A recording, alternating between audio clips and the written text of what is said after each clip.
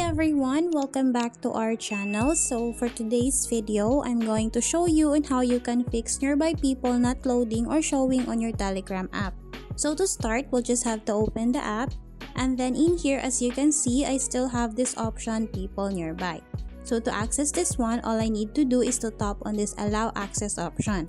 So the problem here is if you no longer have this option or feature on your Telegram application, then you might have probably updated your Telegram application to its latest version.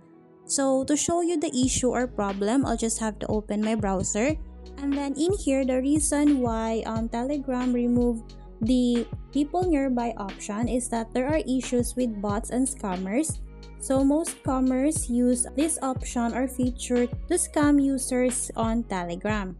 So currently, we don't know if Telegram will return this feature on their app, but if you have already updated your Telegram application, then you will no longer have this option, people nearby, on your application.